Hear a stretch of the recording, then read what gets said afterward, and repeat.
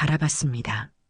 하지만 며느리의 표정은 제가 예상했던 것과는 전혀 달랐어요. 그녀는 당황한 기색이 역력한 얼굴로 억지 웃음을 짓고 있었습니다. 어머, 어머니. 이걸 언제 다 준비하셨어요? 제가 신경 쓰지 마시라고 했는데. 그러더니 지나는 친구들을 향해 과장된 목소리로 말했습니다. 얘들아, 놀라지 마. 이건 그냥 에피타이저야. 우리 어머니가 워낙 손이 크셔서. 근데 너희들 이런 거 잘 안 먹잖아. 입맛들이 워낙 초딩이라서 말이야. 그 말을 끝으로 진아는 부엌으로 달려가더니 양손 가득 무언가를 들고 나왔습니다. 그것은 백화점 식품관에서나 볼 수 있는 화려한 색감의 마카롱과 조각 케이크, 그리고 정체 모를 핑거푸드들이 담긴 상자들이었어요.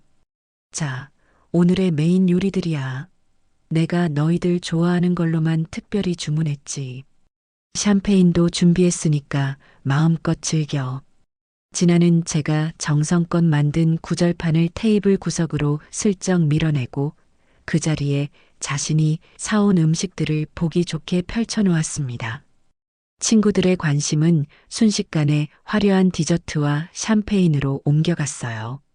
방금 전까지만 해도 제 구절판을 보고 감탄하던 그들의 눈빛은 온데간데 없었습니다. 저는 그 자리에 못 박힌 듯 서 있었습니다. 제 평생의 자부심이었던 음식 솜씨가 제 며느리에게는 그저 친구들 앞에서 보이기 창피한 낡고 촌스러운 무언가에 불과했다는 사실을 깨달은 순간이었습니다. 심장이 쿵쾅거리고 얼굴이 불타는 것처럼 뜨거워졌어요. 수치심과 모멸감에 눈물이 핑 돌았습니다. 저는 더 이상 그 자리에 서 있을 수가 없어서 아무 말 없이 제 방으로 들어와 문을 잠갔습니다. 문 밖에서는 며느리와 친구들의 웃음소리가 끊임없이 들려왔습니다. 그 웃음소리가 마치 수백 개의 바늘이 되어 제 심장을 찌르는 것 같았어요. 한참을 방에 앉아 있는데 아들 대우가 퇴근하고 돌아왔습니다. 문 밖에서 왁자지껄한 소리가 들리자 아들은 무슨 일인가 싶어 제 방문을 두드렸습니다. 엄마 안에 계세요? 진아 친구들 왔는데 안 나오시고 뭐 하세요? 저는 문을 열어주지 않았습니다. 그러자 아들은 거실로 나가 상황을 파악했는지 잠시 후 다시 제 방문을 두드렸어요. 엄마, 문 좀 열어보세요. 얘기 좀 해요. 마지못해 문을 열자 아들은 난처한 표정으로 서 있었습니다. 엄마, 화나셨어요? 제가 진아한테 얘기 들었어요. 뭘 들었는데? 그 구절판이요. 진아도 엄마가 그렇게까지 하실 줄은 몰랐다고. 친구들 온다고 하니까 그냥 기분 좋아서 그런 거라고 하더라고요. 기분 좋아서? 기분 좋아서 내가 밤새 만든 음식을 손님상 구석에 치워놓고 백화점에서 사온 음식으로 생색을 낸다는 말이니? 아니, 엄마. 그런 뜻이 아니라. 진아도 사회생활 하려면 친구들한테 보여주는 체면이라는 게 있잖아요. 요즘 젊은 애들 취향이 우리 때랑은 다르니까. 그냥 좋게 생각하세요. 엄마 솜씨 좋은 거 누가 몰라요? 좋게 생각하라는 아들의 말에 저는 마지막 남은 이성의 끈이 툭 하고 끊어지는 것을 느꼈습니다. 내 아들조차도 제 마음의 상처는 들여다보려 하지 않고 그저 아내의 입장을 변호하기에만 급급했어요. 이 집에서 저는 철저히 혼자였습니다. 내 편은 아무도 없었어요. 수십 년간 가족을 위해 헌신해온 제 인생이 송두리째 부정당하는 기분이었습니다. 저는 더 이상 아무 말도 하지 않았습니다. 그저 아들을 물끄러미 바라볼 뿐이었어요. 제 눈빛에서 무언가를 읽었는지 아들은 더 이상 말을 잇지 못하고 슬그머니 방을 나갔습니다. 저는 다시 문을 잠갔습니다. 그렇게 며칠이 흘렀을까요? 팽팽한 긴장감은 아주 사소한 일로 터져버리고 말았습니다. 저녁 식사를 마치고 과일을 깎고 있는데 진아가 손주 녀석의 학습지 채점을 하다 말고 깊은 한숨을 내쉬었습니다. 우리 민준이 영어 실력이 통 늘지를 않네. 아무래도 안 되겠어. 다음 달부터는 강남에 있는 영어 유치원 출신들만 들어가는 특별반에 보내야겠어요. 강남까지? 너무 먼데 아니냐? 애가 오고 가다 지치겠다. 제가 무심코 한마디 거들자 진아가 기다렸다는 듯이 고개를 돌렸습니다. 그 눈빛에는 이미 짜증이 가득 서려 있었어요. 어머니, 요즘은 다 그렇게 해요. 경쟁에서 뒤처지지 않으려면 그 정도 고생은 감수해야죠. 민준이 미래가 걸린 문제라고요. 미래도 좋지만 애가 행복해야지. 저렇게 매일 학원에 시달려서야 어디 제대로 크겠니? 어머니가 뭘 아세요? 요즘 교육이 어떤지, 애들 경쟁이 얼마나 치열한지 모르시잖아요. 어머니 때랑은 세상이 달라졌다고요. 진아의 목소리가 점점 날카로워졌습니다. 저는 더 이상 대꾸하고 싶지 않아 과일을 마저 깎는 데만 집중했어요. 하지만 진아는 여기서 멈출 생각이 없는 듯 했습니다. 그 학원 한 달 수강료가 얼만 줄 아세요? 웬만한 직장인 월급이에요. 대우 씨 월급만으로는 솔직히 빠듯해요. 그 말끝에 담긴 의도를 제가 모를 리 없었습니다. 결국은 돈 문제였지요. 저는 평생 자식에게 짐이 되고 싶지 않았습니다. 오히려 도움이 되면 되었지. 저는 잠시 망설이다 마지막 남은 정을 담아 조심스럽게 입을 열었습니다. 그래, 그럼 학원비는 내가 좀 보태주마. 나도 민준이 할미인데 그 정도는 해줘야지. 내가 모아둔 돈이 좀 있단다. 그것은 저의 마지막 손길이었습니다. 갈등을 봉합하고 다시 가족으로 돌아가고 싶다는 어쩌면 마지막이었을지도 모르는 제안이었어요. 하지만 그 손길은 허공에서 차갑게 거절당했습니다. 진아는 제 말을 듣자마자 코웃음을 쳤습니다. 어머니 돈이요? 됐어요. 저희가 알아서 할게요. 그래도 부담이 될 텐데. 부담돼도 저희가 책임져야 할 인생이에요. 어머니 도움받기 시작하면 끝도 없어요. 저희는 저희 힘으로 살고 싶다고요. 그러더니 지나는 자리에서 벌떡 일어나 저를 똑바로 쏘아보며 제 인생을 송두리째 무너뜨리는 말을 내뱉었습니다. 그리고 어머니, 그 돈 함부로 쓰지 마세요. 나중에 아프시거나 요양원 들어가실 때 쓰셔야죠. 저희한테 손 벌리실 생각 마시고요. 그러니까 제발 저희 인생에 질척거리지 마시고요. 질척거리지 마라. 그 말이 비수가 되어 제 심장 한가운데에 정확히 박혔습니다. 머리가 윙하고 울리고 눈앞이 아찔해졌어요. 평생을 바쳐 키운 아들의 가정에서 저는 그저 귀찮고 성가신, 언젠가는 처리해야 할 짐 덩어리에 불과했던 것입니다. 제 사랑과 헌신이 질척거림이라는 단어로 낙인 찍히는 순간 제 안에서 무언가가 완전히 부서져 내렸습니다. 저는 더 이상 아무 말도 하지 않았습니다. 할 말이 없었어요. 그저 멍하니 앉아 있는데 아들 대우가 보다 못해 한마디 거들었습니다. 여보, 말이 너무 심하잖아. 어머니께 그게 무슨 말버릇이야. 내가 틀린 말했어? 당신은 맨날 그렇게 어중간하게 있으니까 어머니가 계속 우리 일에 간섭하시려는 거 아니야. 당신이라도 정신 똑바로 차려. 두 사람이 싸우는 소리를 뒤로하고 저는 조용히 자리에서 일어났습니다. 그리고 제 방으로 들어와 문을 잠갔어요. 눈물이 나지 않았습니다. 너무 큰 충격을 받으면 오히려 눈물이 나지 않는다는 말을 그때 실감했습니다. 저는 낡은 장롱 문을 열었습니다. 장롱 깊숙한 곳, 오동나무 함 안에 고이 모셔두었던 집문서를 꺼내 들었습니다. 남편과 함께 평생을 바쳐 마련한 우리 가족의 역사가 고스란히 담긴 이 집. 하지만 이제는 더 이상 제게 안식처가 되어주지 못하는 이 공간을 떠나야 할 때가 왔음을 직감했습니다. 이것은 분노나 서운함 때문에 내리는 충동적인 결정이 아니었습니다. 이것은 나 양두심이라는 한 인간의 존엄성을 지키기 위한 마지막 선택이자 제 자신을 구원하기 위한 유일한 길이었습니다. 저는 수화기를 들고 몇 번인가 전단지에서 보았던 동네 부동산 중개인의 번호를 눌렀습니다. 네, 여보세요. 거기 제일 부동산이지요? 저기 집을 좀 내놓으려고 전화했습니다. 다음 날 오후 부동산 중개인이 집을 보러 찾아왔습니다. 초인종 소리에 문을 열어주자 진아와 대우는 소파에 앉아 있다가 깜짝 놀라 저를 쳐다봤어요. 어머니, 누구세요?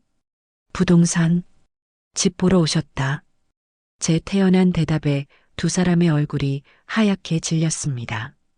중개인이 집안 구석구석을 둘러보는 동안 진아는 제 팔을 붙들고 부엌으로 끌고 갔습니다. 어머니, 지금 이게 무슨 장난이세요? 어제 한 말 때문에 화나셔서 그러시는 거죠? 제가 잘못했어요. 제가 말이 심했어요. 그러니까 제발 이런 장난은 치지 마세요. 장난 아니다. 네. 그럼 정말 집을 파시겠다고요? 왜요? 저희더러 어쩌라고요? 너희더러 어쩌라는 게 아니라 내가 살려고 그런다. 네 소원대로 너희 인생에 질척거리지 않으려면 내 인생부터 찾아야 하지 않겠니? 저는 진아의 손을 뿌리치고 거실로 나왔습니다. 중개인은 집이 아주 좋다며 요즘 시세에 맞춰 내놓으면 금방 나갈 거라고 말했어요. 저는 그에게 시세보다 조금 더 저렴하게 내놓아 달라고 부탁했습니다. 하루라도 빨리 이 집을 떠나고 싶었기 때문입니다. 그날 이후 집에는 어색하고 불안한 공기가 감돌았습니다. 진아와 대우는 제가 정말 집을 팔 거라고는 믿지 않는 눈치였어요. 그저 제가 화가 나서 버리는 시위쯤으로 생각하는 것 같았습니다. 며칠 저러다 말겠지 하는 안일한 생각이 그들의 얼굴에 쓰여 있었죠. 하지만 제 결심은 바위처럼 단단했습니다. 일주일 뒤 부동산에서 연락이 왔습니다. 집을 보러 온 첫 번째 사람이 그 자리에서 바로 계약을 하겠다고 한다는 것이었어요. 저는 그 길로 부동산으로 향했습니다. 소식을 들은 대우와 진아가 회사에서 반차까지 내고 헐레벌떡 따라왔습니다. 엄마, 제발 이러지 마세요. 우리가 다 잘못했어요. 응? 다시 한번 생각해봐요. 어머니, 저희 이 집에서 쫓겨나면 길바닥에 나앉아야 해요. 제발 저희 좀 생각해 주세요. 두 사람이 애원했지만 제 마음은 조금도 흔들리지 않았습니다. 저는 매수인의 맞은편에 앉아 중개인이 내민 매매 계약서에 망설임 없이 도장을 찍었습니다.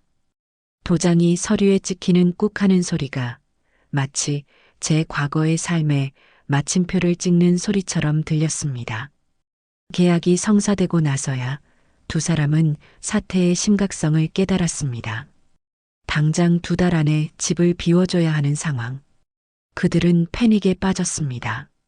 어머니, 정말 저희더러 나가 살라는 말씀이세요? 내 집 내가 팔겠다는데 무슨 문제라도 있니? 그리고 너희더러 나가 살라는 게 아니라 내가 나가는 거다. 그럼 어머니는 어디로 가시려고요? 그건 너희가 신경 쓸 일이 아니다.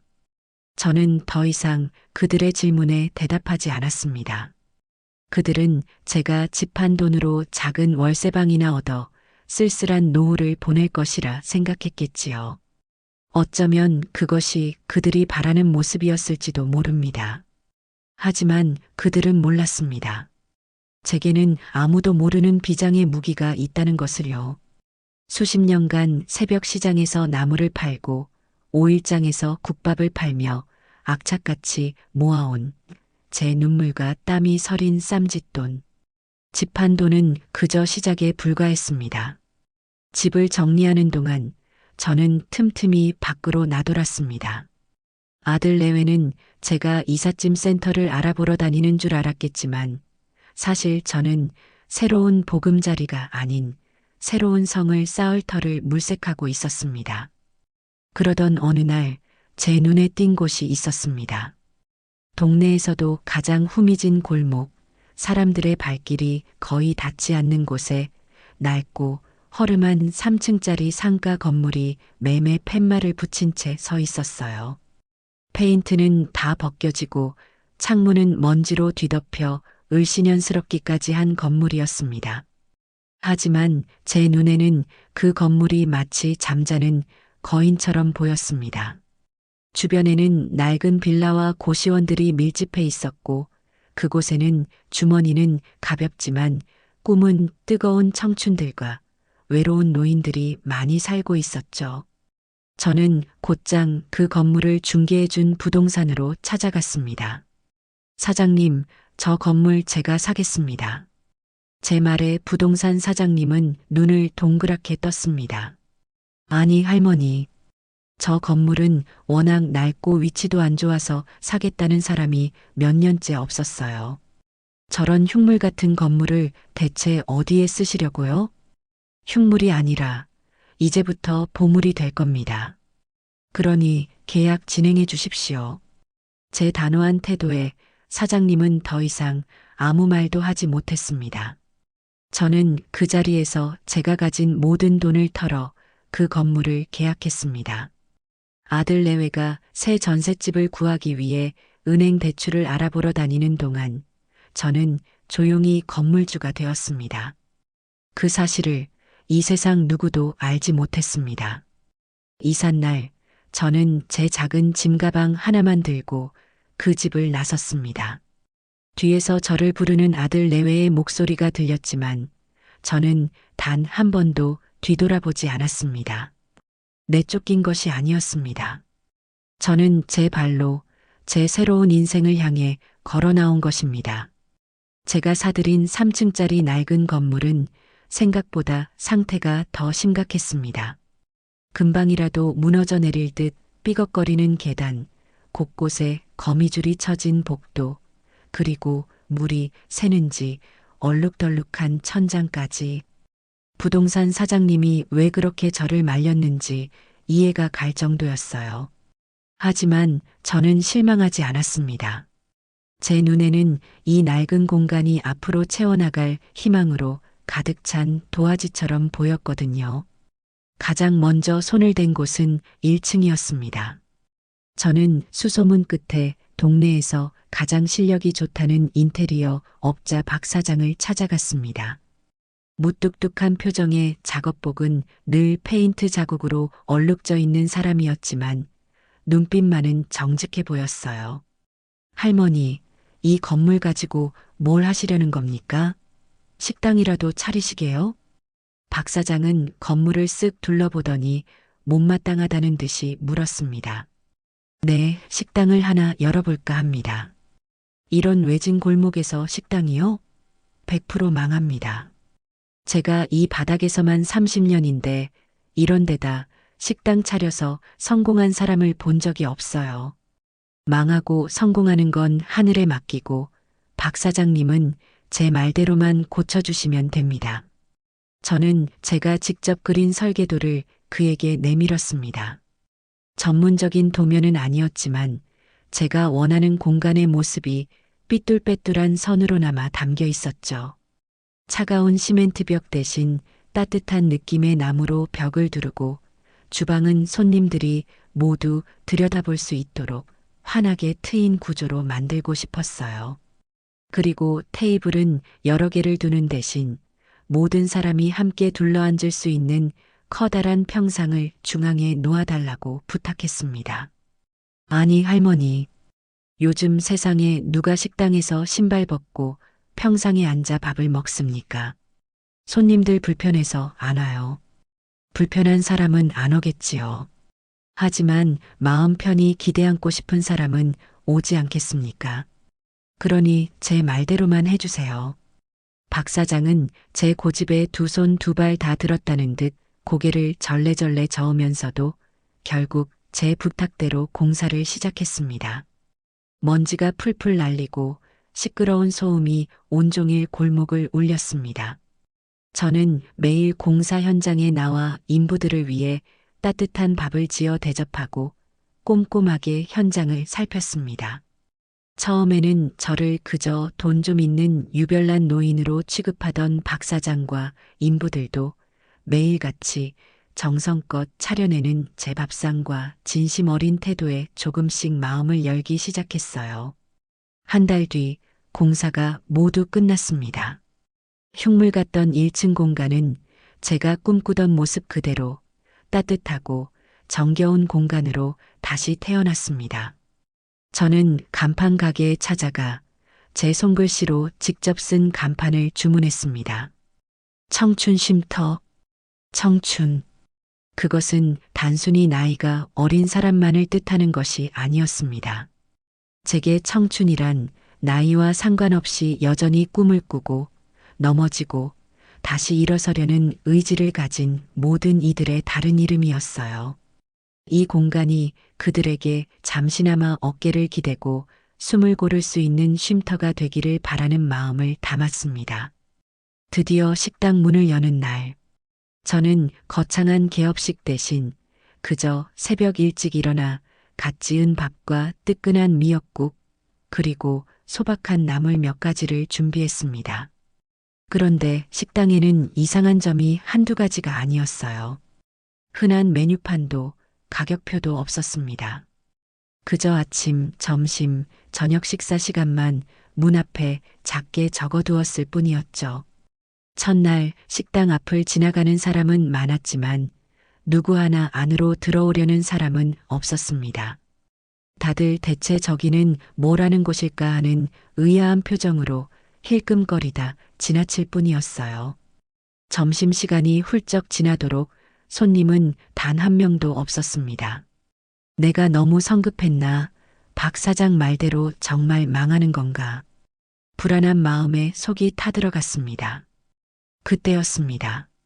낡은 철문이 삐걱 소리를 내며 열리고 꾀재재한 행색의 젊은 청년 하나가 조심스럽게 안으로 들어왔습니다. 잔뜩 주눅이 든 어깨, 며칠은 감지 않은 듯 떡진 머리. 근처 고시원에서 공부하는 학생인 듯 했어요. 저기 여기 밥 파는 곳 맞나요? 그럼 어서 와요. 배고프겠네. 이리 와서 앉아요. 저는 그 청년을 커다란 평상으로 이끌었습니다. 청년은 어리둥절한 표정으로 자리에 앉았고 저는 미리 준비해둔 백반 한 상을 그의 앞에 차려주었습니다. 김이 모락모락 나는 쌀밥과 미역국, 그리고 정갈한 반찬들을 본 청년의 눈이 동그래졌습니다. 그는 잠시 망설이더니 이내 허겁지겁 밥을 먹기 시작했어요. 얼마나 배가 고팠는지 눈 깜짝할 사이에 밥 한 그릇을 뚝딱 비워냈습니다. 한 그릇 더 줄까? 네. 아, 아닙니다. 괜찮습니다. 사양 말고 먹어요. 젊을 때는 잘 먹어야 공부도 잘 되는 법이야. 저는 그의 밥그릇에 다시 밥을 소복하게 담아주었습니다. 청년은 두 그릇째 밥을 비우고 나서야 겨우 숨을 돌리는 듯 했습니다. 그리고는 주머니를 뒤져 꼬깃꼬깃한 1,000원짜리 몇 장을 꺼내려 했습니다. 저 얼마 드리면 될까요? 그 말에 저는 웃으며 손을 저었습니다. 밥값은 돈으로 안 받아요. 네, 그럼요. 청년은 이해할 수 없다는 표정으로 저를 쳐다봤습니다. 저는 그의 맞은편에 앉아 따뜻한 보리차를 한 잔 따라주며 말했어요. 밥값은 돈 대신 자네의 뜨거운 이야기로 받으려네. 무슨 꿈을 꾸고 있는지, 지금 얼마나 힘든지, 앞으로 어떻게 살고 싶은지, 그런 이야기 하나만 나한테 들려주고 가게나. 제 말에 청년은 한참을 망설였습니다. 처음 보는 노인에게 자신의 속 깊은 이야기를 털어놓는 것이 쉽지는 않았겠지요. 하지만 이내 그는 조심스럽게 자신의 이야기를 시작했습니다. 시골에 계신 부모님 이야기, 몇 년째 도전하고 있는 공무원 시험 이야기, 그리고 보이지 않는 미래에 대한 불안감까지. 저는 그저 말없이 고개를 끄덕이며 그의 이야기를 들어주었습니다. 이야기가 끝났을 때 청년의 눈에는 눈물이 그렁그렁 맺혀 있었어요. 고맙습니다, 할머니. 밥도 제 이야기 들어주신 것도 정말 고맙습니다. 청년은 허리를 깊이 숙여 인사하고 식당을 나섰습니다. 저는 그가 떠난 자리를 물끄러미 바라보며 제 선택이 틀리지 않았음을 확신했습니다. 그날 이후 청춘 쉼터에는 기적 같은 일들이 일어나기 시작했습니다. 첫 손님이었던 그 청년이 친구들을 데려왔고 그 친구들이 또 다른 친구들을 데려오면서 식당은 금세 입소문이 나기 시작했어요. 돈 대신 이야기를 받는 수상한 식당. 그곳에는 매일같이 취업준비생, 아르바이트로 생계를 꾸려가는 대학생, 꿈을 포기하지 않는 무명 예술가 등 주머니는 가볍지만 마음은 뜨거운 청춘들의 발길이 이어졌습니다. 식당 중앙의 커다란 평상은 언제나 그들의 웃음과 한숨, 그리고 꿈 이야기로 가득 찼습니다. 그러던 어느 날 제게도 불청객이 찾아왔습니다. 삐까뻔쩍한 외제차 한 대가 식당 앞 좁은 골목에 멈춰 서더니 아들 대우와 며느리 진아가 차에서 내렸습니다. 한껏 차려입은 진아의 모습은 낡은 골목의 풍경과 전혀 어울리지 않았어요. 어머니, 여기서 정말 뭘 하고 계신 거예요? 진아는 식당 안을 위아래로 훑어보며 기가 막힌다는 표정을 지었습니다. 마침 식당 안은 밥을 먹으러 온 청년들로 북적이고 있었죠. 보다시피 밥 장사하고 있다. 장사요?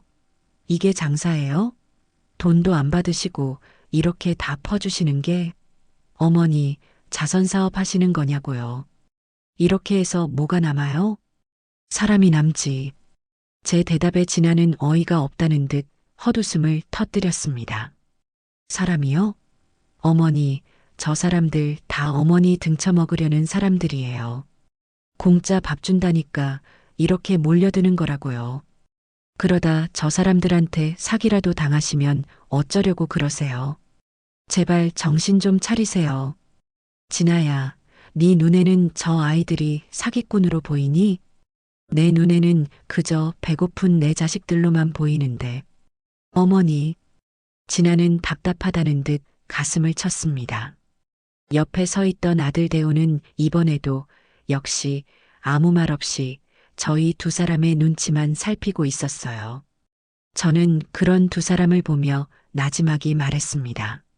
너희에게는 내가 질척거리는 늙은이로 보이겠지만 저 아이들에게는 내가 따뜻한 밥 한 끼 차려주는 고마운 사람이다. 나는 이제부터 나를 필요로 하는 사람들을 위해 살 거다. 그러니 너희는 너희 인생 잘 살아라. 다시는 찾아오지 말고. 제 단호한 말에 진아는 더 이상 아무 말도 하지 못했습니다. 그저 분이 풀리지 않는다는 얼굴로 저를 노려보다가 획 돌아서서 차에 올라탔습니다. 아들은 제게 무언가 말을 하려다 결국 입을 다물고 아내를 따라 나섰습니다. 저는 멀어져가는 차를 보며 이제 정말 돌이킬 수 없는 강을 건넜음을 직감했습니다. 하지만 후회는 없었어요. 제 옆에는 이미 새로운 가족들이, 제 밥을 기다리는 수많은 아들딸들이 있었으니까요. 저는 앞치마를 고쳐 매고 다시 뜨거운 불 앞으로 향했습니다.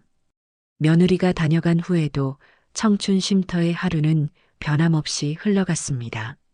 저는 매일 새벽장을 보고 밥을 짓고 국을 끓였습니다. 식당을 찾아오는 청춘들은 날이 갈수록 늘어났어요. 이제는 제법 얼굴이 익숙해진 단골들도 많이 생겼습니다. 그들은 더 이상 제게 밥만 얻어먹고 가지 않았습니다. 어떤 날은 힘센 남학생들이 새벽 시장까지 저를 따라 나서 무거운 짐을 들어주었고 어떤 날은 미대생이라던 여학생이 식당 벽에 예쁜 그림을 그려주기도 했습니다. 그들은 제가 베푼 밥 한 그릇의 온기를 각자의 방식으로 제게 되돌려주고 있었던 것이죠. 그러던 어느 날 식당 단골 중 하나였던 민준이라는 청년이 휴대전화를 들고 제게 다가왔습니다. 그는 공무원 시험을 준비한다던 제 식당의 첫 손님이었습니다. 할머니, 할머니, 이것 좀 보세요. 지금 난리 났어요. 민준이가 제게 보여준 휴대전화 화면에는 돈 안 받는 우리 동네 할머니 식당이라는 제목의 글이 올라와 있었습니다. 누군가 우리 식당의 사진과 함께 돈 대신 이야기를 받는다는 사연을 인터넷 게시판에 올린 것이었어요. 그 글 밑에는 수천 개의 댓글이 달려 있었습니다. 요즘 세상에 저런 곳이 있다니 눈물 나네요. 할머니, 돈줄 내드리러 가겠습니다. 계좌번호 알려주세요. 우리 할머니 생각나서 한참 울었어요. 할머니, 오래오래 건강하세요. 저는 눈이 침침해 글씨가 잘 보이지도 않았지만 화면 가득한 따뜻한 말들에 가슴이 뭉클해졌습니다. 이걸 누가 올렸다. 제가 올렸어요. 할머니의 좋은 마음을 저만 알고 있기 너무 아까워서요. 민준이가 쑥스럽다는 듯 머리를 극적이며 말했습니다. 그 글은 순식간에 온갖 SNS로 퍼져나갔고 다음 날에는 믿을 수 없는 일이 벌어졌습니다. 방송국이라며 기자와 카메라맨이 식당으로 찾아온 것입니다. 안녕하세요, 어머님. SBS 세상에 이런 일이 팀입니다. 제보를 받고 찾아왔습니다. 저는 평생 카메라라고는 증명사진 찍을 때나 받아본 사람이라 커다란 카메라 렌즈 앞에 선이 얼굴이 화끈거리고 무슨 말을 해야 할지 몰라 쩔쩔맸습니다. 저는 그저 평소 하던 대로 밥을 지어 아이들에게 나눠주었을 뿐인데 이게 방송에 나갈 만큼 대단한 일인지 도무지 실감이 나지 않았어요. 어머님, 이렇게 돈도 안 받으시고 식당을 운영하시는 특별한 이유가 있으신가요?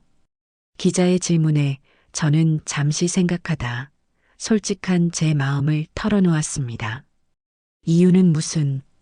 그냥 저 아이들 배고픈 거 보니까 옛날에 내 자식 키울 때 생각나서 그러는 거지.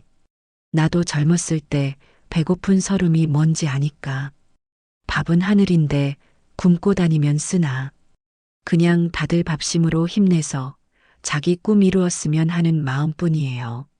제 꾸밈 없는 인터뷰와 식당에 모인 청춘들의 진솔한 이야기는 며칠 뒤 TV 전파를 탔습니다. 방송이 나간 후 청춘 쉼터에는 그야말로 기적과 같은 일들이 파도처럼 밀려오기 시작했습니다. 가장 먼저 변화가 찾아온 것은 동네 상인들이었습니다. 평소 안면만 있던 정육점 사장님이 아침 일찍 돼지고기 한 상자를 들고 찾아왔습니다. 할머니, 방송 잘 봤수다. 우리 아들놈도 서울에서 저렇게 고생하고 있을 텐데 남일 같지가 않아서. 이거 얼마 안 되지만 아이들 국이라도 끓여주쇼. 정육점 사장님을 시작으로 채소가게 아주머니는 매일 팔고 남은 싱싱한 채소를, 쌀가게 사장님은 쌀랑 가마니를, 생선가게 총각은 파닥거리는 생선을 들고 식당을 찾아왔습니다. 그들은 마치 약속이라도 한 듯 돈은 절대 받지 않았어요. 우리가 할머니 덕분에 장사가 더 잘 되는데 이 정도는 해야지. 방송을 보고 멀리서 찾아온 손님들 덕분에 낡고 후미진 골목 전체에 활기가 돌기 시작했던 것입니다. 재능을 기부하겠다는 사람들도 나타났습니다. 평생을 호텔 주방에서 일했다는 은퇴한 요리사 할아버지는 이제 내 칼이 녹슬기 전에 좋은 일에 한번 써보고 싶다며 주방 일을 돕겠다고 나섰고, 근처 대학의 조리학과 학생들은 단체로 찾아와 서빙 자원봉사를 하겠다고 줄을 섰습니다. 청춘 쉼터는 더 이상 저 혼자만의 식당이 아니었습니다.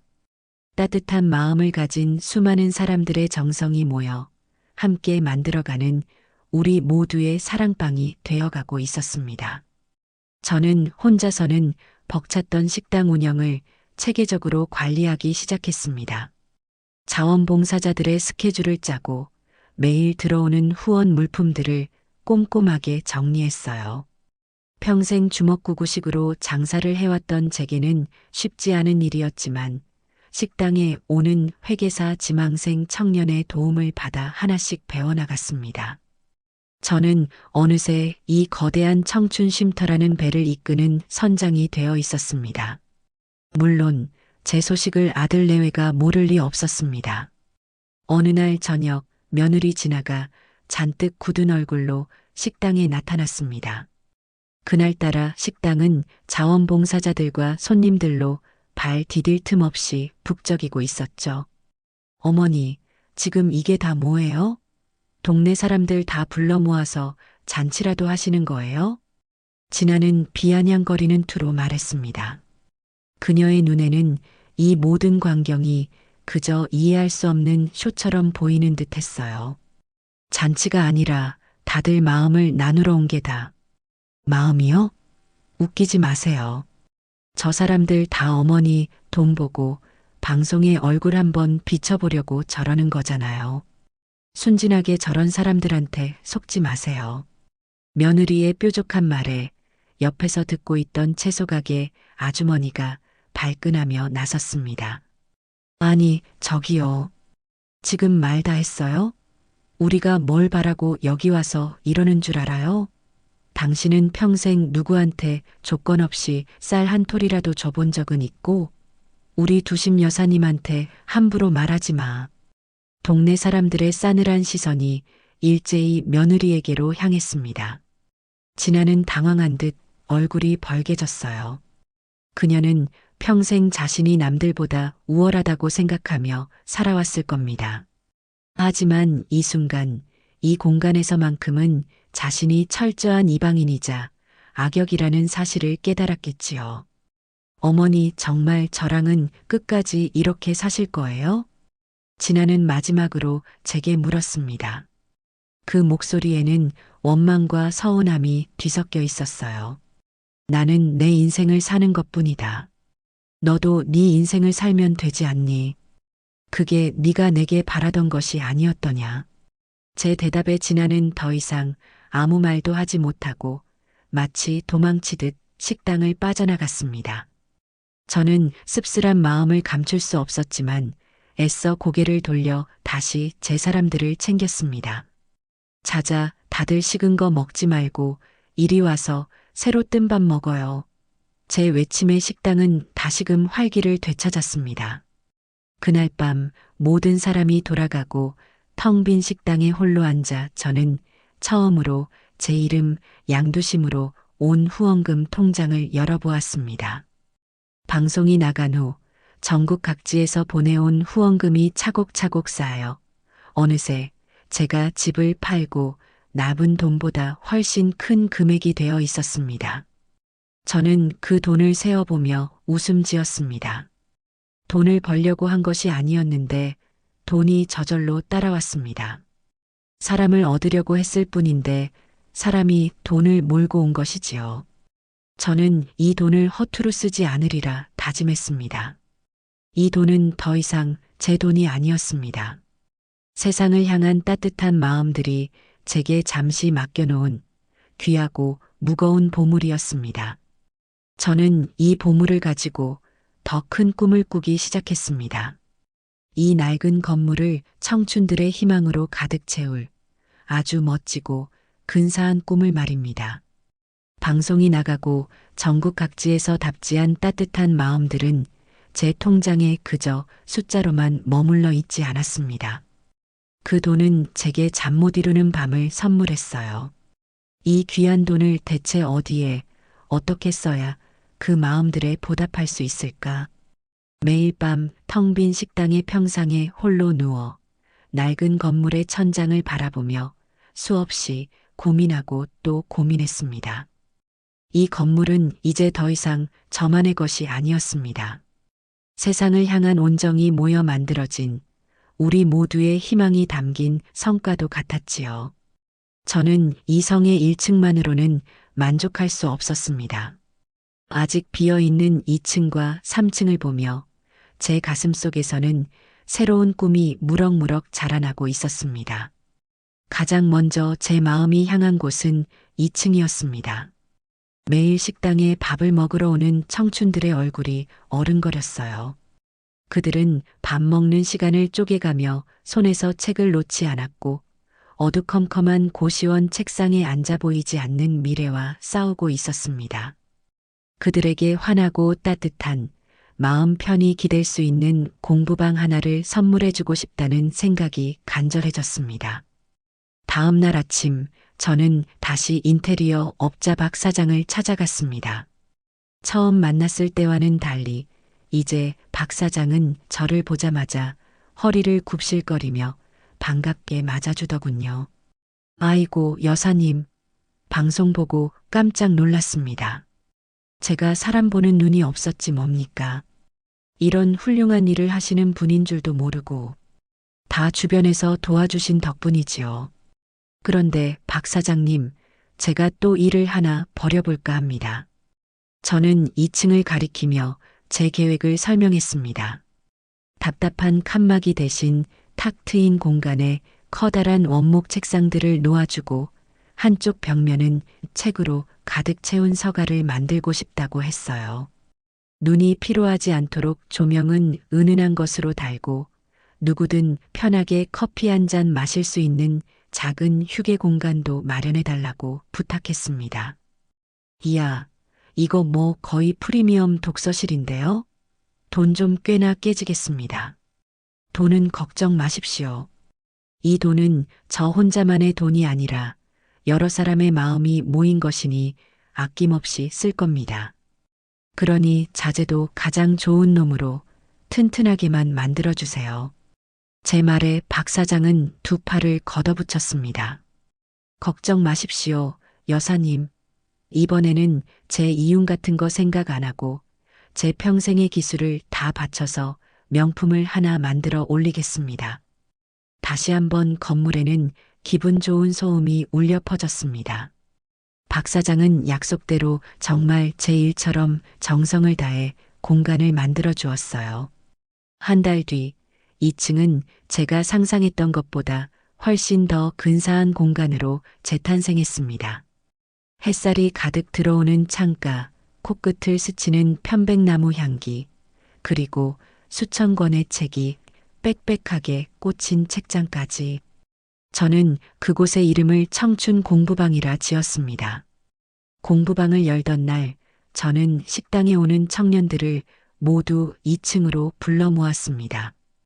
얘들아, 오늘부터 여기는 너희들의 공간이다. 좁고 어두운 방에서 웅크리고 있지 말고 여기서 마음껏 공부하고 꿈을 펼쳐보렴. 이용료는 물론 공짜다.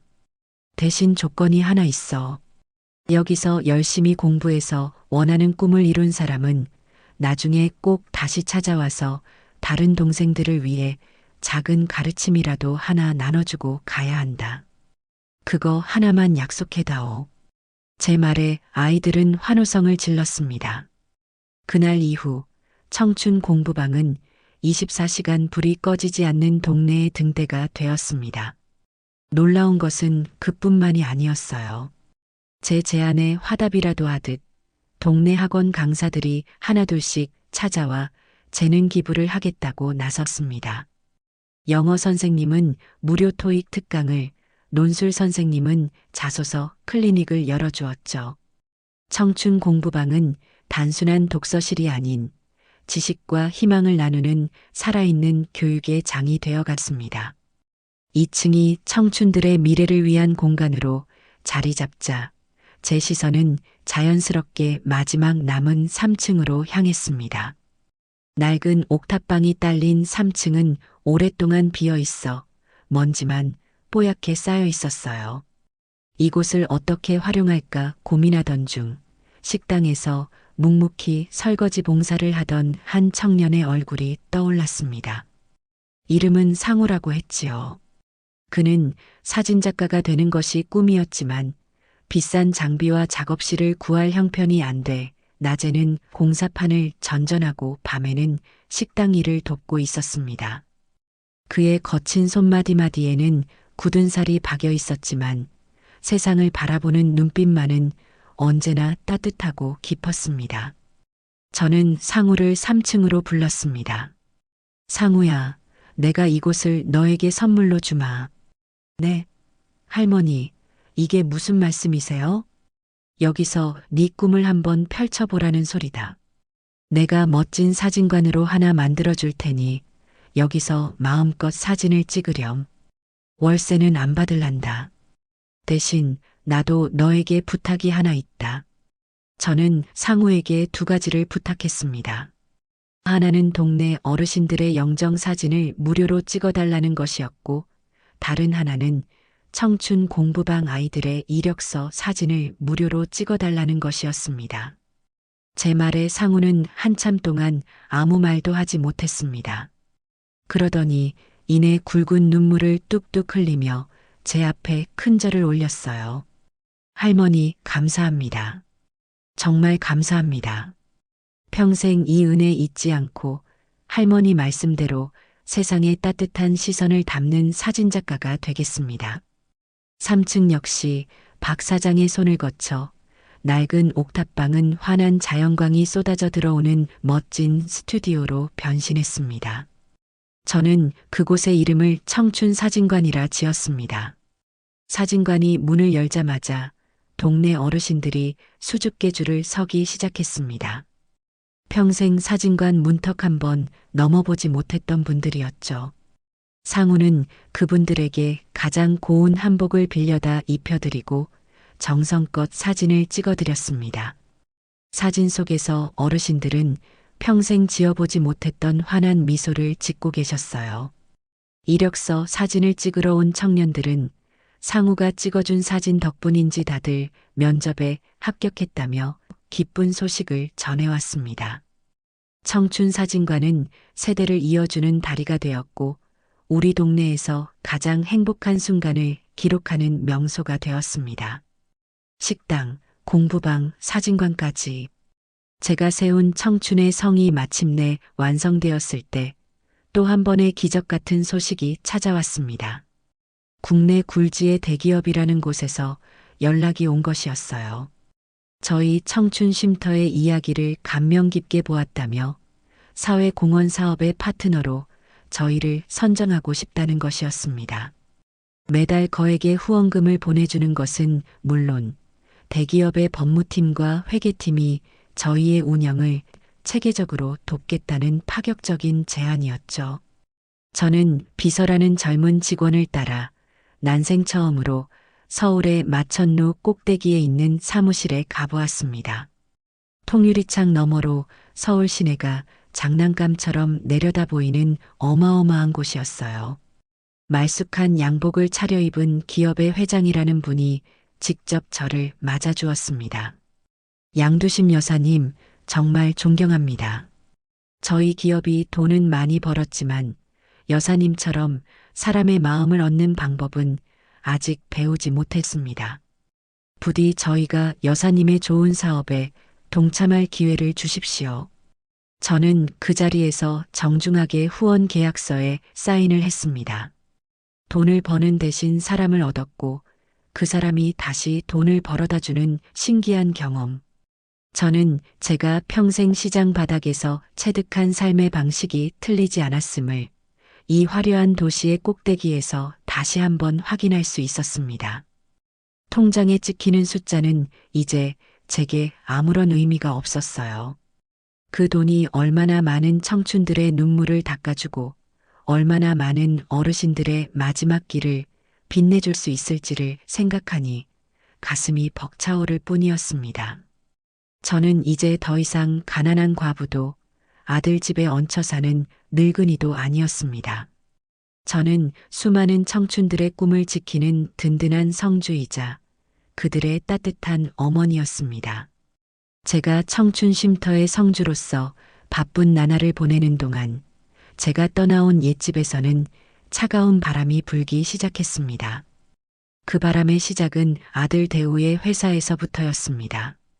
대우가 다니던 회사는 제법 이름 있는 중견기업이었지만 급변하는 시장 상황을 이기지 못하고 휘청거리기 시작했어요.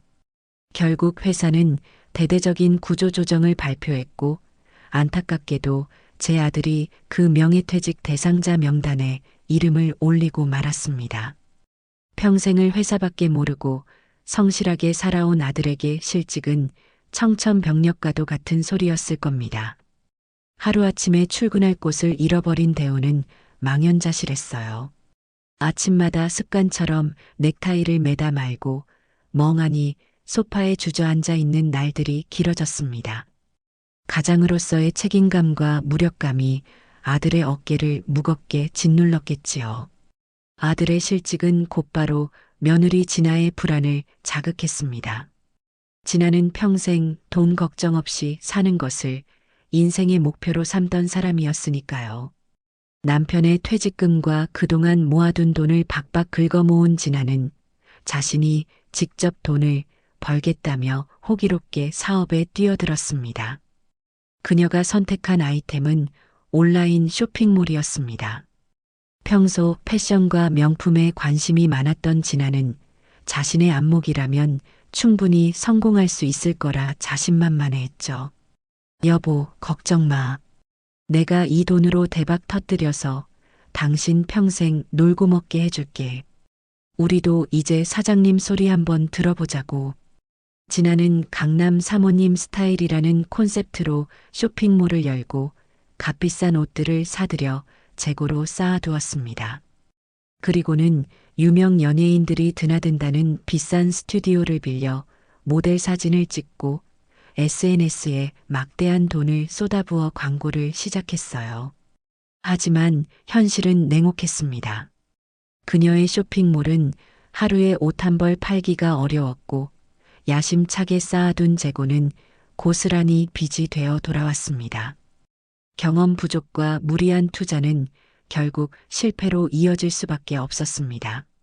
몇 달 만에 퇴직금은 공중으로 사라지고 집에는 카드사의 독촉장만 날아들기 시작했습니다. 그들이 무리해서 얻은 번듯한 아파트의 관리비는 연체되었고 손주 녀석의 비싼 학원도 그만두어야 할 처지에 놓였습니다. 풍요롭던 그들의 삶은 순식간에 나락으로 떨어졌어요.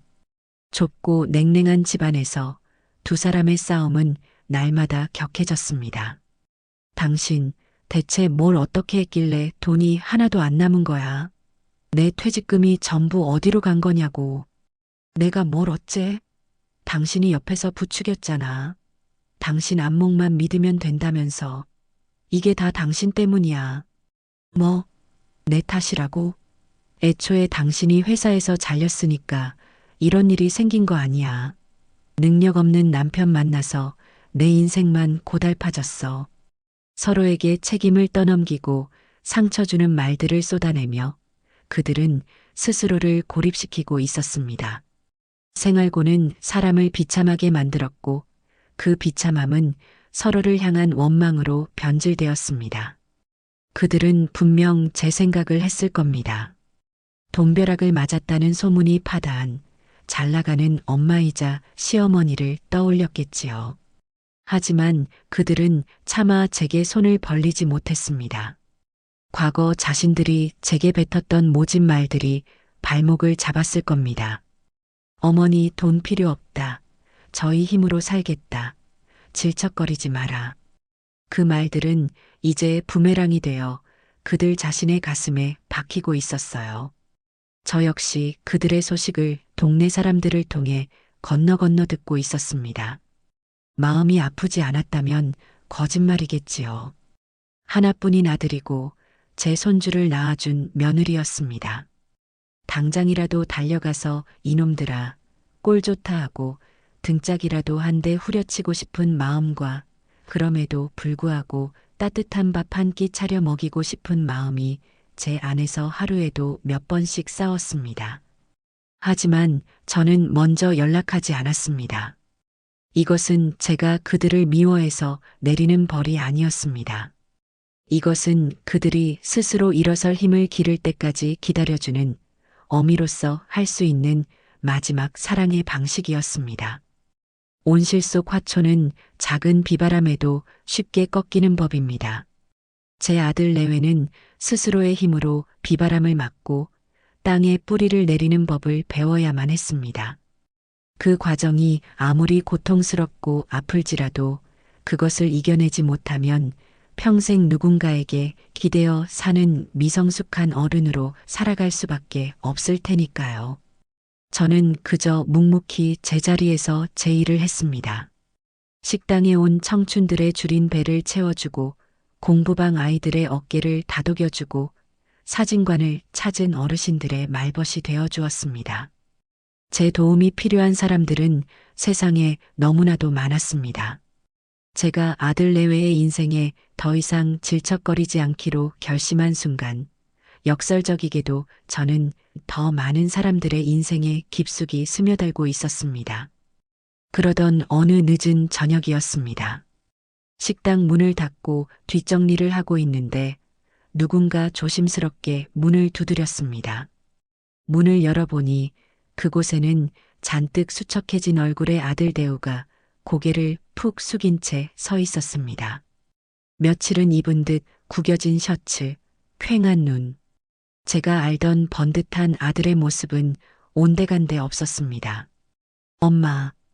아들은 차마 제 얼굴을 쳐다보지도 못하고 땅바닥만 내려다보았습니다. 저는 아들을 식당 안으로 들였습니다. 그리고는 아무 말 없이 방금 끓여둔 따끈한 숭늉 한 그릇을 아들 앞에 놓아주었습니다. 아들은 한참 동안 숭늉 그릇만 내려다보더니 이내 어깨를 들썩이며 소리 없이 울기 시작했습니다. 수십 년 만에 처음 보는 아들의 눈물이었습니다. 저는 그저 아들의 등이 잠잠해질 때까지 말없이 옆자리를 지켜주었습니다. 이것은 기다림의 시작이었습니다. 그들이 스스로의 바닥을 인정하고 진심으로 도움을 청할 때까지 저는 그저 어머니의 자리에서 묵묵히 기다려주기로 했습니다. 아들이 눈물 젖은 숭늉 한 그릇을 비우고 돌아간 후에도 한동안 아무런 소식이 없었습니다. 자존심 때문이었을까요? 아니면 마지막 남은 미련 때문이었을까요? 그들은 여전히 자신들의 힘으로 위기를 극복해보려 애쓰는 듯 했습니다.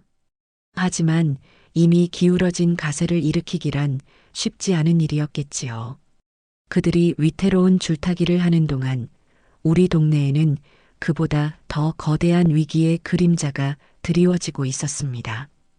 어느 날부터인가 동네에는 낯선 양복 차림의 남자들이 돌아다니기 시작했습니다.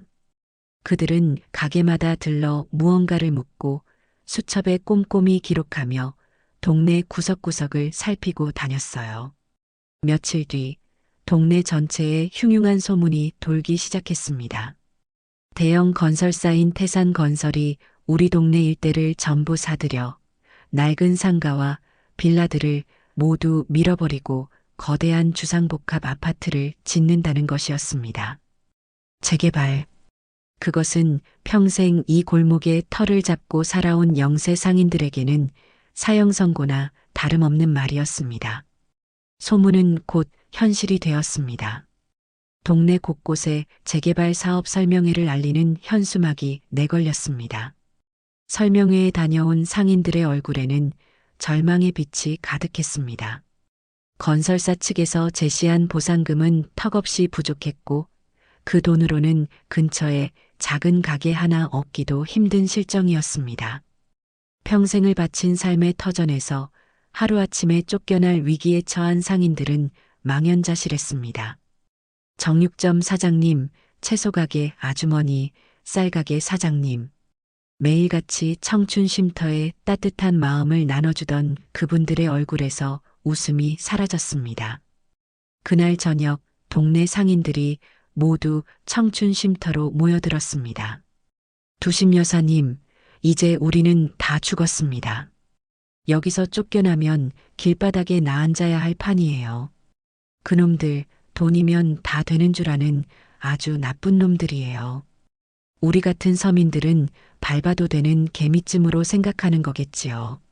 모두가 한숨과 원망을 쏟아내는 동안 저는 조용히 그들의 이야기를 듣고 있었습니다.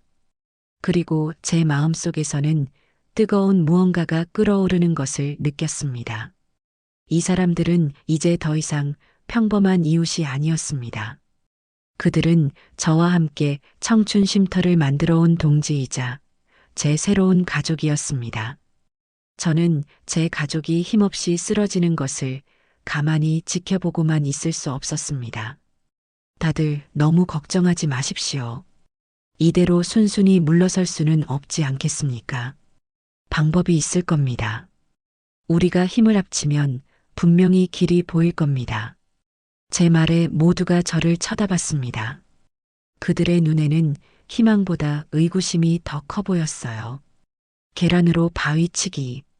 거대한 건설사를 상대로 우리 같은 힘없는 사람들이 무엇을 할 수 있겠냐는 체념이 짙게 깔려 있었습니다.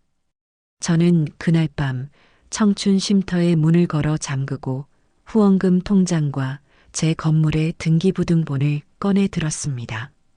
그리고는 밤새도록 무언가를 쓰고 계산하며 계획을 세웠습니다. 다음 날 저는 상인대책위원회를 꾸릴 것을 제안했고 동네 상인들은 지푸라기라도 잡는 심정으로 저를 위원장으로 추대했습니다. 제가 가장 먼저 한 일은 태산건설이 매입하려는 재개발 부지의 지도를 펼쳐놓고 분석하는 것이었습니다. 주상복합을 지으려면 반드시 필요한 가장 핵심적인 땅이 어디일까? 저는 마치 전쟁을 앞둔 장수처럼 밤낮으로 지도를 들여다보았습니다. 그리고 마침내 그들의 아킬레스건이 될 만한 위치를 찾아냈습니다. 그것은 바로 동네의 유일한 진입로와 맞닿아 있는 낡은 세탁소가 위치한 작은 땅이었습니다. 그 땅 없이는 건설사가 계획한 대로 넓은 도로를 내고 상가를 배치하는 것이 불가능해 보였습니다. 저는 곧장 세탁소 주인 할아버지를 찾아갔습니다. 할아버지는 이미 건설사의 가게를 넘기기로 하고 계약서에 도장을 찍기 직전이었습니다. 어르신, 잠시만 기다려 주십시오. 그 가게 저에게 파시면 안 되겠습니까? 건설사가 제시한 금액의 2배를 드리겠습니다. 제 파격적인 제안에 할아버지는 물론 함께 있던 건설사 직원도 눈이 휘둥그레졌습니다. 아니 할머니, 지금 뭐 하시는 겁니까? 남의 계약에 함부로 끼어드는 게 어딨어요. 건설사 직원이 소리쳤지만 저는 눈 하나 깜짝하지 않았습니다. 계약서에 도장 찍기 전이면 아직 어르신의 가게 아닙니까? 파는 사람 마음이지요. 어르신, 저에게 파십시오. 제가 책임지겠습니다.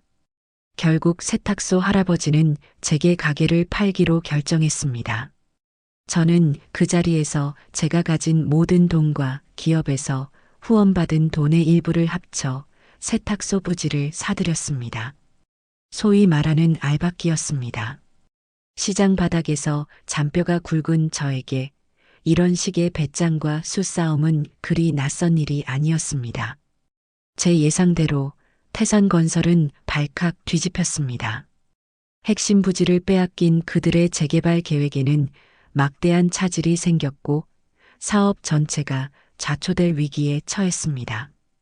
며칠 뒤 태산건설의 개발팀장이라는 사람이 씩씩거리며 청춘 쉼터로 저를 찾아왔습니다. 양두심 씨 맞으십니까? 지금 저희 회사에 막대한 손해를 끼치고 있다는 사실을 알고 계십니까? 당장 그 땅을 저희에게 넘기시죠. 보상금은 처음에 제시했던 금액 그대로입니다. 그의 오만한 태도에 저는 헛웃음이 나왔습니다. 내가 왜 그래야 하지요? 그 땅은 이제 엄연히 내 땅인데.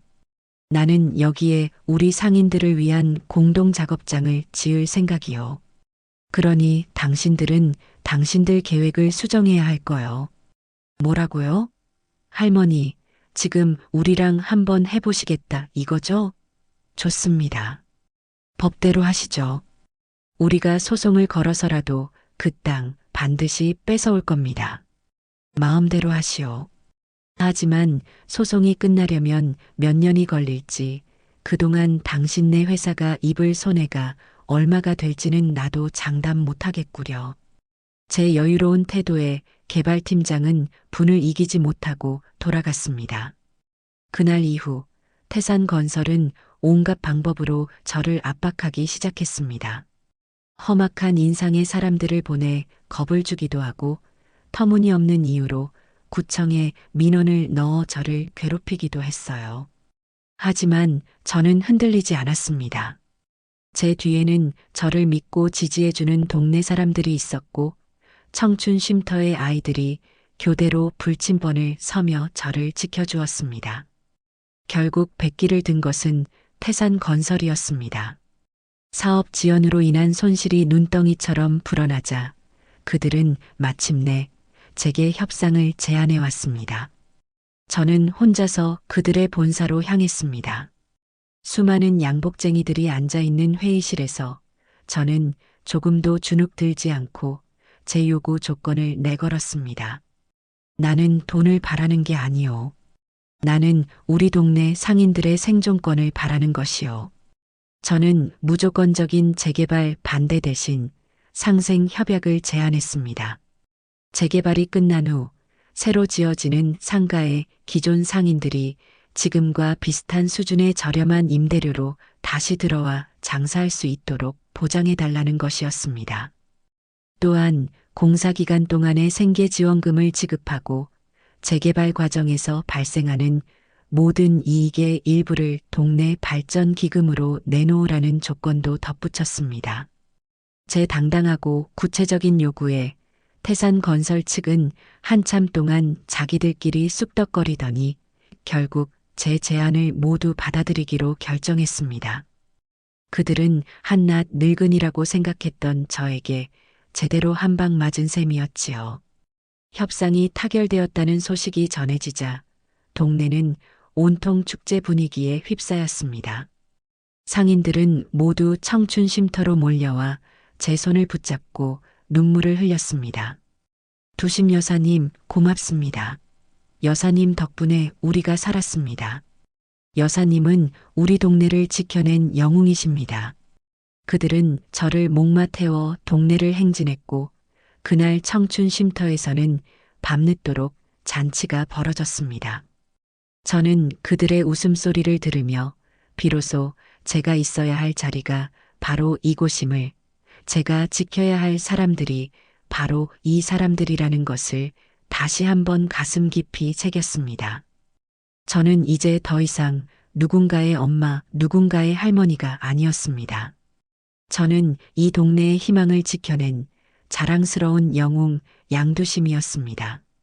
제가 동네의 영웅으로 떠들썩한 나날을 보내는 동안 제 아들 내외의 세상은 소리 없이 무너져 내리고 있었습니다. 가끔 동네 사람들을 통해 들려오는 그들의 소식은 제 마음을 무겁게 짓눌렀어요. 아들 대우는 몇 달째 일자리를 구하지 못해 집안에만 틀어박혀 있다는 이야기, 며느리 진아는 야심차게 시작한 쇼핑몰이 빚더미만 남기고 망했다는 이야기, 그들이 사는 아파트의 관리비가 몇 달째 밀려 독촉장이 붙었다는 흉흉한 소문까지. 저는 애써 태어난 척했지만 밤이 되면 잠 못 이루고 뒤척이는 날이 많아졌습니다.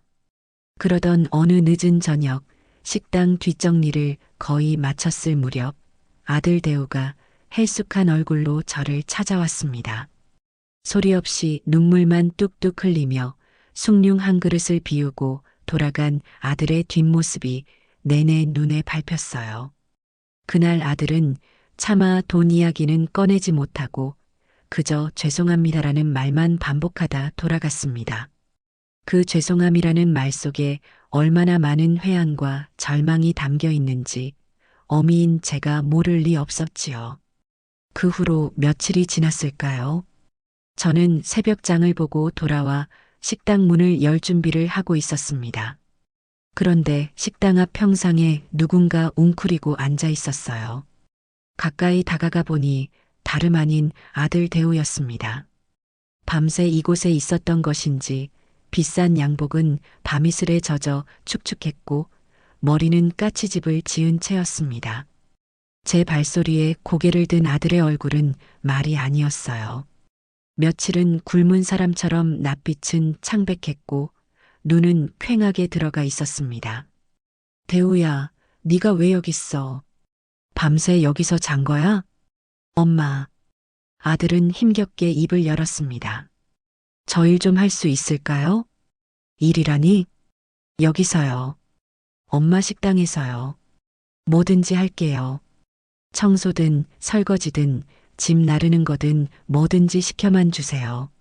저 이제 정말 갈 데가 없어요. 아들은 제 바짓가랑이라도 붙잡을 것처럼 애원했습니다. 평생을 반듯한 넥타이 부대의 일원으로 대기업의 과장님으로 살아온 아들의 자존심이 완전히 무너져 내린 순간이었습니다. 저는 아들의 처참한 모습을 차마 똑바로 쳐다볼 수가 없었어요. 마음 같아서는 당장이라도 아들의 등을 토닥이며 고생했다. 어서 들어와라 하고 싶었지만 저는 독하게 마음을 먹었습니다.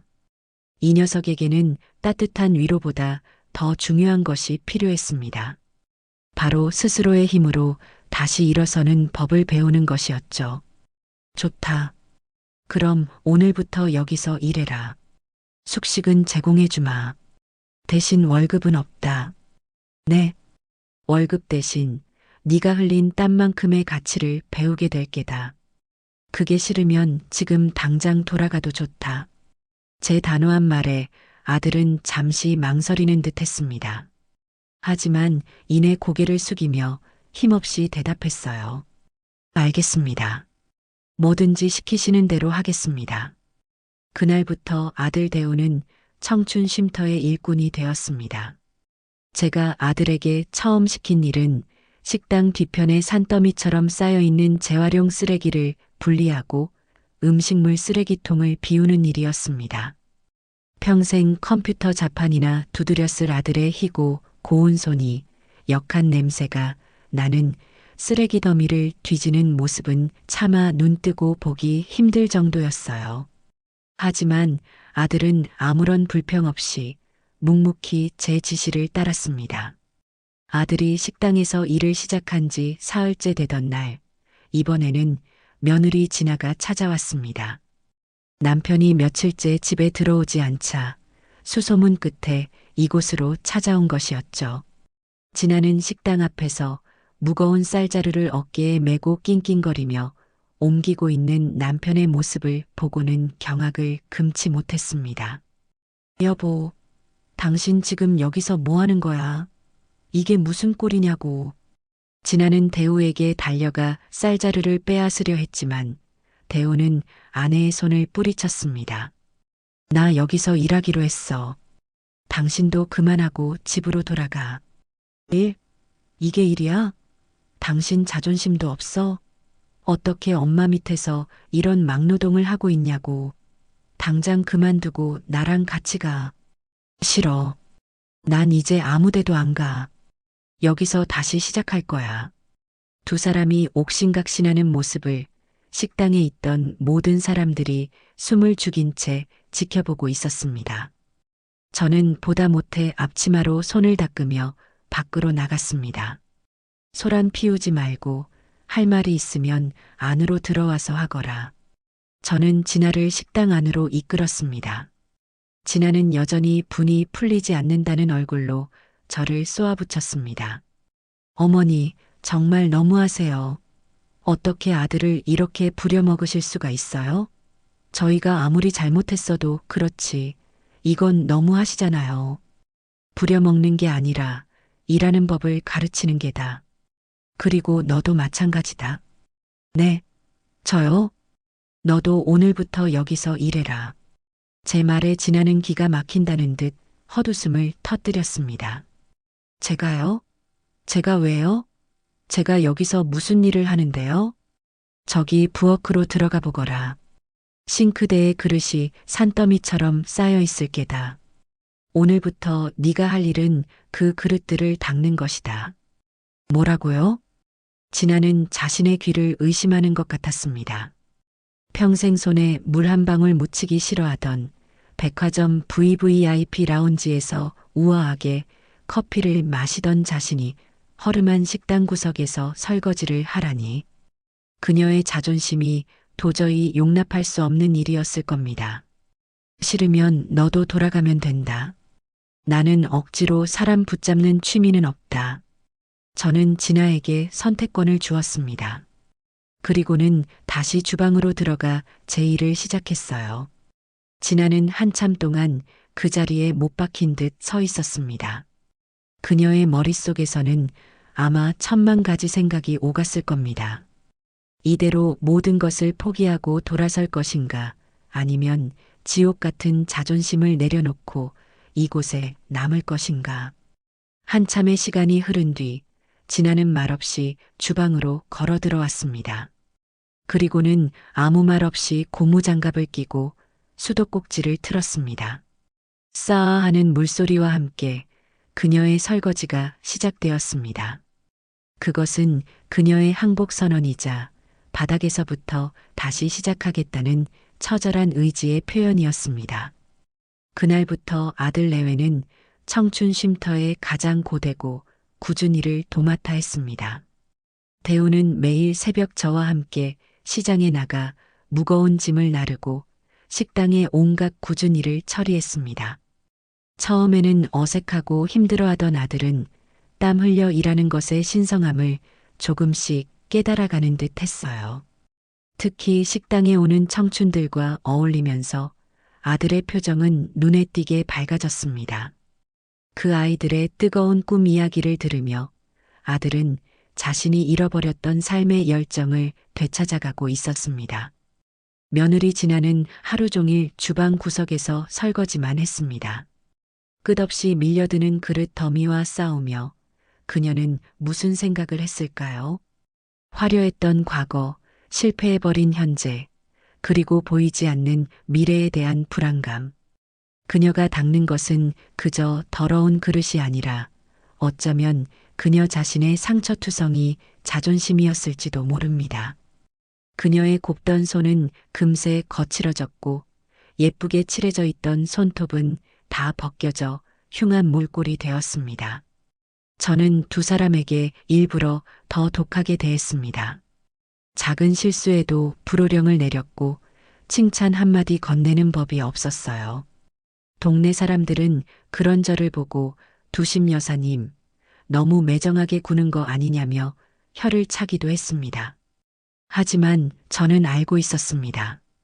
지금 그들에게 필요한 것은 값싼 동정이 아니라 스스로의 힘으로 단단해질 시간이라는 것을요. 변화는 아주 작은 곳에서부터 시작되었습니다.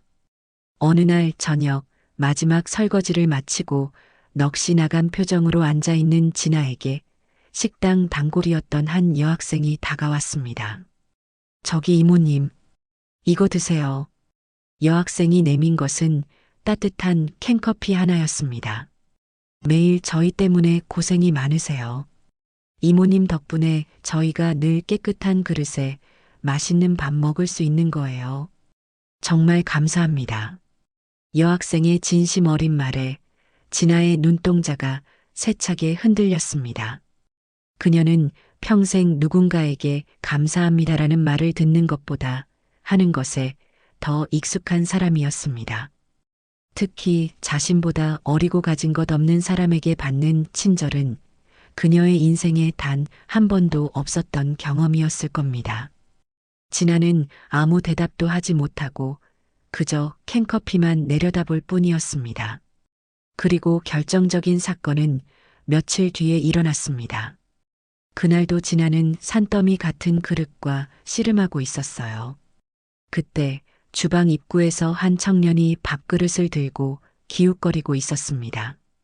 저기 이모님, 혹시 밥 한 그릇만 더 주실 수 있을까요? 진아는 무심코 고개를 들었다가 그 청년의 얼굴을 보고는 깜짝 놀랐습니다. 며칠 전 그녀가 남편 대우와 식당 앞에서 다툴 때 모든 광경을 지켜보고 있던 청년들 중 하나였기 때문입니다. 진아는 순간적으로 얼굴이 화끈거렸지만 애써 태어난 척 밥솥을 가리켰습니다. 밥은 저기 있으니까 직접 퍼다 먹어요. 청년은 고맙다며 꾸벅 인사를 하고는 밥솥에서 밥을 소복하게 퍼담았습니다.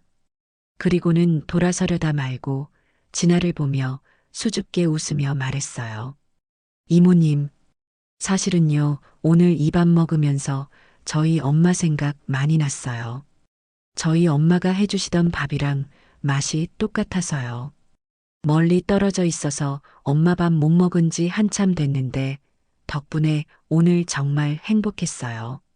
정말 감사합니다. 그 말을 남기고 청년은 총총 걸음으로 사라졌습니다. 하지만 진아는 그 자리에 얼어붙은 듯 서 있었습니다. 엄마가 해주시던 밥 같아요. 그 한마디가 그녀의 단단했던 마음의 벽을 와르르 무너뜨렸습니다. 그녀는 그제야 깨달았습니다. 자신이 그토록 질척거린다고 경멸했던 시어머니의 밥상이 누군가에게는 그토록 그리운 엄마의 밥상이었다는 것을. 시어머니가 매일 새벽 일어나 밥을 짓고 국을 끓였던 그 모든 행위가 귀찮은 간섭이 아니라 애틋한 사랑이었음을 그녀는 너무나도 멀리 돌아와서야 비로소 깨닫게 된 것입니다. 진아는 더 이상 참지 못하고 주방 구석에 쭈그려 앉아 소리 없이 어깨를 들썩이기 시작했습니다. 고무장갑을 낀 손으로 입을 틀어막았지만 터져나오는 울음을 막을 수는 없었어요. 그것은 후회의 눈물이었고 참회의 눈물이었으며 그리고 아주 조금은 구원의 눈물이었습니다. 저는 그 모든 광경을 주방 한쪽 구석에서 조용히 지켜보고 있었습니다. 그리고 직감했습니다. 이제 정말 새로운 시작이 멀지 않았다는 것을요. 며느리 진아가 주방 구석에서 소리 없는 눈물을 쏟아낸 그날 이후 식당의 공기는 미묘하게 달라졌습니다. 진아는 여전히 말이 없었고 설거지 외에 다른 일은 하지 않았습니다. 하지만 더 이상 그녀의 얼굴에는 도끼 서린 자존심 대신 깊은 상념에 잠긴 그림자가 드리워져 있었어요. 마치 긴 잠에서 깨어나 자신이 누구인지 어디에 서 있는지 혼란스러워하는 사람처럼 보였습니다. 아들 대우 역시 그런 아내의 변화를 감지했는지 아내의 눈치를 살피며 묵묵히 자기 일에만 몰두했습니다. 저는 두 사람이 스스로의 힘으로 감정의 소용돌이를 헤쳐나갈 수 있도록 아무것도 묻지 않고 그저 지켜보기만 했습니다. 상처가 아무는 데는 시간이 필요한 법이니까요. 그렇게 위태로운 평화가 며칠간 이어지던 어느 날 오후 식당으로 전화 한 통이 걸려왔습니다. 전화를 받은 것은 마침 카운터 근처를 청소하고 있던 대우였습니다. 네, 청춘 쉼터입니다. 수화기 너머로 무언가 다급한 목소리가 들려왔고 아들의 얼굴이 순식간에 새하얗게 질렸습니다. 네, 지금 바로 가겠습니다. 대우는 거의 비명을 지르듯 전화를 끊고는 저와 진아를 향해 외쳤습니다. 엄마, 진아야, 큰일 났어. 민준이가 학교에서 놀다 다쳐서 병원 응급실에 실려갔대. 그 말에 저와 진아는 동시에 들고 있던 것을 떨어뜨렸습니다. 제 손주 민준이가 다쳤다는 소식에 눈앞이 캄캄해졌어요. 우리는 앞치마를 벗어 던질 경황도 없이 무작정 병원으로 달려갔습니다. 택시를 타고 가는 내내 진아는 창백한 얼굴로 손톱을 물어뜯으며 아무 말도 하지 못했습니다. 그녀의 눈에는 이미 공포와 죄책감이 가득했어요. 돈 때문에 아이를 제대로 돌보지 못했다는 자책감이 그녀를 짓누르고 있는 것이 분명했습니다. 병원 응급실은 아수라장이었습니다. 우리는 간호사의 안내를 받아 커튼이 쳐진 침대 앞으로 달려갔습니다. 하얀 시트 위에는 제 손주 민준이가 머리에 붕대를 감은 채 잠들어 있었어요. 다행히 의사 선생님은 큰 부상은 아니고 놀이터에서 놀다 넘어져 머리가 조금 찢어진 것이라고 했습니다. 하지만 그 말을 듣고도 진아의 눈에서는 굵은 눈물방울이 쉴 새 없이 흘러내렸습니다. 민준아, 엄마가 미안해. 엄마가 다 잘못했어. 진아는 잠든 아이의 손을 붙잡고 죄인처럼 울기만 했습니다. 그 모습을 지켜보는 제 마음도 갈기갈기 찢어지는 것 같았어요. 잠시 후 의사가 와서 입원 수속을 밟으라고 했습니다. 그런데 원무과에 다녀온 대우의 표정이 어두웠습니다. 왜 그러냐? 수속은 다 밟았어? 엄마, 병원비가 생각보다 많이 나왔는데 지금 저희 수중에 돈이 하나도 없어요. 아들은 차마 제 얼굴을 쳐다보지도 못하고 기어들어가는 목소리로 말했습니다. 그 순간 진아는 울음을 멈추고 고개를 번쩍 들었습니다. 그리고는 제 앞에 무릎을 꿇으려 했습니다. 어머니, 제가 잘못. 저는 그런 진아의 팔을 붙잡아 일으켰습니다. 지금은 그런 말할 때가 아니다. 애부터 살리고 봐야지. 저는 곧장 원무과로 향했습니다. 그리고는 제 카드를 내밀며 가장 좋은 1인실 특실로 병실을 옮겨달라고 말했어요. 또한 민준이의 치료에 필요한 모든 것은 돈 걱정하지 말고 가장 좋은 것으로 써달라고 신신당부했습니다. 어리둥절해하는 원무과 직원을 뒤로하고 병실로 돌아오니 대우와 진아는 여전히 넋이 나간 표정으로 서 있었습니다. 너희들 저녁도 못 먹었지? 내가 죽이라도 좀 사올 테니 여기 가만히 있거라. 저는 병원 근처 죽 전문점에 들러 가장 비싸고 영양가 많은 전복죽을 3그릇 샀습니다. 그리고는 병실로 돌아와 넋을 놓고 앉아있는 진아에게 따뜻한 죽 1그릇을 내밀었습니다. 어서 먹고 기운 차려. 애 엄마가 이렇게 쓰러져 있으면 어떡하니? 너도 많이 놀랐을 텐데. 제 말에 진아의 눈에서 다시 한번 눈물이 터져 나왔습니다. 그녀는 아마 제가 자신을 원망하고 질책할 것이라 생각했겠지요. 너희가 돈 관리만 제대로 했어도 이런 일은 없었을 것이다. 애를 어떻게 받길래 이 모양으로 만드냐 같은 모진 말들을 쏟아낼 것이라 예상했을 겁니다. 하지만 제 입에서 나온 것은 따뜻한 위로의 말이었습니다. 진아는 고개를 푹 숙인 채 아무 말 없이 죽을 떠먹기 시작했습니다. 눈물이 뚝뚝 떨어져 죽그릇으로 흘러들어갔습니다.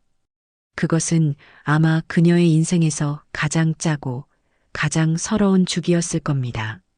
저는 그런 며느리의 등을 말없이 토닥여 주었습니다. 원망도 질책도 그 어떤 가르침도 없었습니다. 그저 그럼에도 불구하고 우리는 가족이라는 무언의 위로만이 조용한 병실을 가득 채우고 있었습니다. 손주 민준이는 며칠 뒤 무사히 퇴원했습니다. 퇴원하던 날 우리 넷은 병원 로비에 잠시 앉아 있었습니다. 그때 민준이가 제게 작은 종이 한 장을 수줍게 내밀었습니다. 학교 국어 시간에 쓴 시라고 했어요. 할머니, 이거 숙제인데 할머니 생각하면서 썼어요. 저는 돋보기를 꺼내 손주 녀석이 삐뚤빼뚤한 글씨로 쓴 시를 읽어내려갔습니다. 우리 할머니는 슈퍼맨. 우리 할머니는 슈퍼맨이다. 배고픈 사람들에게 밥을 주고 힘든 사람들을 도와준다. 텔레비전에도 나오는 우리 할머니는 동네를 지키는 영웅이다. 하지만 내가 아플 때 할머니는 슈퍼맨 옷을 벗고 나에게 달려왔다. 세상에서 가장 따뜻한 죽을 끓여주는 나만의 진짜 슈퍼맨. 나는 그런 우리 할머니가 세상에서 제일 좋다. 시를 다 읽고 나니 눈물이 핑 돌아 앞이 보이지 않았습니다. 제 옆에 앉아있던 대우와 진아 역시 소리 없이 눈물을 훔치고 있었어요. 아이의 순수한 눈에 비친 제 모습이 어른들의 복잡한 마음을 부끄럽게 만든 것이겠지요. 그날 저녁 우리는 청춘 쉼터가 아닌 아들 내외의 텅 빈 집으로 향했습니다. 집에 도착하자마자 진아는 저를 식탁 의자에 앉혔습니다. 어머니, 잠시만 기다리세요. 그러더니 진아는 부엌으로 들어가 서툰 솜씨로 무언가를 만들기 시작했습니다. 냉장고에는 먹을 것이 변변치 않았지만 그녀는 남은 재료들을 끌어모아 최선을 다해 요리를 했습니다. 한참 뒤 제 앞에 차려진 것은 모양새는 볼품없었지만 김이 모락모락 나는 계란찜과 미역국이었습니다. 어머니 드릴 것이 이것밖에 없네요. 맛은 없겠지만 많이 드세요. 진아는 제 앞에 숟가락을 놓아주며 고개를 들지 못했습니다. 저는 아무 말 없이 숟가락을 들어 그녀가 끓인 미역국을 한 입 떠먹었습니다. 간도 제대로 맞지 않고 미역은 덜 불어 질겼습니다. 하지만 저는 세상에서 가장 맛있는 음식인 것처럼 국물 한 방울 남기지 않고 그릇을 깨끗이 비웠습니다. 잘 먹었다. 아주 맛있구나. 제 말에 진아의 어깨가 가늘게 떨리기 시작했습니다. 그녀는 결국 참지 못하고 식탁에 엎드려 아이처럼 엉엉 울기 시작했습니다. 그 울음소리에는 미안함과 고마움 그리고 수많은 감정들이 뒤섞여 있었습니다. 아들 대우는 그런 아내의 등을 말없이 쓸어주었고 저는 그 모든 것을 그저 따뜻한 눈으로 바라볼 뿐이었습니다. 꽁꽁 얼어붙었던 우리 가족의 마음에 아주 작고 따뜻한 온기가 스며들기 시작한 그런 밤이었습니다. 손주 녀석의 시 한 편과 며느리의 서툰 밥상. 그날 저녁의 일은 우리 가족에게 아주 중요한 변곡점이 되었습니다. 다음 날부터 아들 내외는 눈에 띄게 달라졌습니다. 대우는 예전처럼 묵묵히 일만 하는 것이 아니라 먼저 나서서 식당의 허드렛 일을 찾아다녔고 손님들에게도 밝게 인사를 건네기 시작했어요. 진아 역시 마찬가지였습니다. 그녀는 더 이상 주방 구석에 숨어 설거지만 하는 대신 홀에 나와 테이블을 닦고 자원봉사자들에게 먼저 말을 걸며 식당의 일원으로서 녹아들려 애썼습니다. 하지만 그들의 얼굴에는 여전히 무거운 그늘이 드리워져 있었습니다. 그것은 바로 미안함이라는 이름의 빚이었습니다. 그들은 제게 진심으로 용서를 구하고 싶었지만 그럴 용기도 자격도 없다고 생각하는 듯 했어요. 그저 행동으로나마 자신들의 반성을 보여주려 애쓸 뿐이었습니다. 저는 그들에게 먼저 다가갈 기회를 만들어주기로 했습니다. 마침 청춘 쉼터를 후원하는 대기업에서 저희 재단의 활동을 담은 홍보 영상을 만들고 싶다는 연락이 왔습니다. 촬영팀이 식당을 찾아왔고 저는 인터뷰를 하게 되었습니다. 여사님, 이 모든 일을 혼자서 해내시다니 정말 대단하십니다. 여사님께 가장 큰 힘이 되어준 존재는 무엇이었나요? PD의 질문에 저는 잠시 생각하다 카메라 렌즈를 똑바로 바라보며 말했습니다. 혼자 한 게 아닙니다. 여기 동네 분들, 그리고 멀리서 마음 보내주신 수많은 분들이 안 계셨다면 불가능했을 일이지요. 그리고 무엇보다 제게 가장 큰 힘이 되어준 것은 지금 저기서 묵묵히 땀 흘리고 있는 제 아들과 며느리입니다. 저는 카메라를 향해 손을 뻗어 홀을 청소하고 있는 대우와 진아를 가리켰습니다. 갑작스러운 스포트라이트에 두 사람은 당황한 듯 그 자리에 멈춰 섰습니다. 저 아이들이 겉으로는 무뚝뚝해 보여도 속정 하나는 누구보다 깊은 아이들입니다. 제가 밖에서 큰 소리치며 일할 수 있는 것도 다 저 아이들이 제 뒤를 든든하게 지켜주기 때문이지요. 제게는 세상에서 가장 자랑스러운 아들이고 가장 예쁜 며느리입니다. 제 인터뷰를 듣고 있던 진아의 눈에서 굵은 눈물이 툭 하고 떨어졌습니다. 그녀는 더 이상 참을 수 없다는 듯 촬영 중인 카메라와 수많은 사람들의 시선도 아랑곳하지 않고 제게로 달려왔습니다. 그리고는 제 앞에 털썩 무릎을 꿇었습니다. 어머니, 어머니, 제가 잘못했어요. 진아는 땅바닥에 이마를 찌을 듯 고개를 숙이고 통곡하기 시작했습니다. 제가 어리석었어요. 어머니의 사랑을 돈으로만 계산하고 제 허영심 때문에 어머니 가슴에 못을 박았어요. 어머니가 저희 인생에 질척거린다고 막말했던 거. 그게 얼마나 깊은 사랑이었는지 저는 너무 늦게 깨달았어요. 어머니, 이 못난 며느리를 제발 용서해 주세요. 죄송합니다. 정말 죄송합니다. 며느리의 처절한 울음소리에 식당 안은 순식간에 숙연해졌습니다. 아들 대우도 어느새 다가와 아내 옆에 함께 무릎을 꿇었습니다. 엄마, 제가 못난 아들이었습니다. 제가 중간에서 역할을 제대로 못해서 엄마와 제 아내 두 사람 모두를 아프게 했어요. 가장으로서, 아들로서, 남편으로서 저는 모든 면에서 실패했습니다. 제가 가장 큰 죄인입니다. 엄마, 정말 죄송합니다. 두 사람이 나란히 무릎을 꿇고 용서를 비는 모습에 제 가슴도 미어졌습니다. 저는 자리에서 일어나 두 사람을 일으켜 세웠습니다. 그리고는 그들을 따뜻하게 안아주었어요. 일어나거라. 다 지난 일이다. 사람이 살다 보면 실수도 하고 잘못도 저지르며 사는 거다. 중요한 것은 그 잘못을 깨닫고 다시는 반복하지 않으려는 마음이다. 너희가 진심으로 반성하고 있다는 거 나도 다 안다. 그러니 이제 그만 고개 들 거라. 제 말에 두 사람은 더욱 서럽게 울었습니다.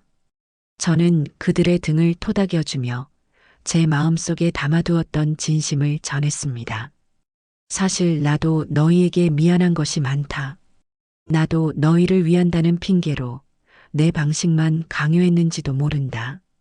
시대가 변했다는 것을 인정하지 않고 내 가치관만이 옳다고 생각했던 내 고집이 어쩌면 너희를 더 힘들게 했을지도 모르지. 나도 미안하다, 얘들아. 우리는 그렇게 한참을 부둥켜 안고 울었습니다. 시어머니와 며느리, 엄마와 아들이라는 이름으로 서로에게 주었던 상처들을 뜨거운 눈물로 씻어내는 시간이었습니다. 그 모습을 지켜보던 동네 사람들과 식당의 청춘들도 함께 눈시울을 붉히고 있었어요. 며칠 뒤 저는 아들 내외를 제 사무실로 불렀습니다. 너희에게 할 말이 있다. 두 사람은 또 무슨 꾸중을 들을까 싶어 잔뜩 긴장한 표정으로 제 앞에 앉았습니다. 저는 그들에게 서류 봉투 하나를 내밀었습니다. 이게 뭐예요, 어머니? 열어보거라. 봉투 안에는 새로 지어질 건물의 설계도와 계약서가 들어 있었습니다. 어머니, 이건 청춘 쉼터 2호점이다. 네, 2호점이요? 그래. 우리 동네 말고도 세상에는 여전히 배고프고 힘든 청춘들이 너무나도 많다. 그래서 강 건너편 대학가 근처에 2호점을 하나 더 열기로 결정했다. 그러더니 저는 두 사람을 똑바로 바라보며 말했습니다. 그리고 그 2호점의 운영은 너희 두 사람에게 맡길 생각이다. 제 말에 아들 내외는 믿을 수 없다는 표정으로 서로를 쳐다봤습니다. 어머니, 저희가 어떻게 저희 같은 죄인들이 어떻게 그런 큰일을 죄인이라고 생각한다면 평생 속죄하는 마음으로 그 일을 하거라.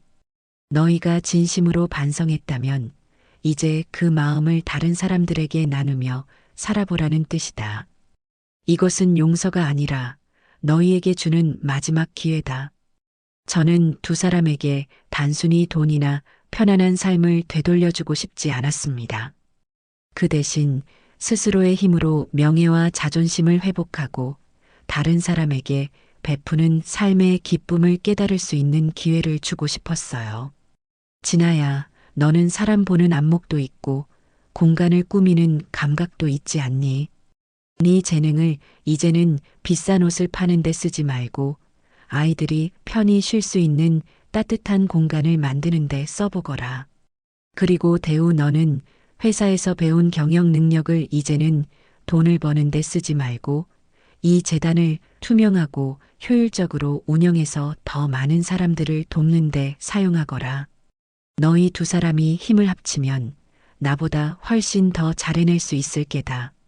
제 진심 어린 제안에 두 사람은 또다시 눈물을 글썽였습니다. 하지만 그 눈물은 더 이상 후회와 절망의 눈물이 아니었습니다.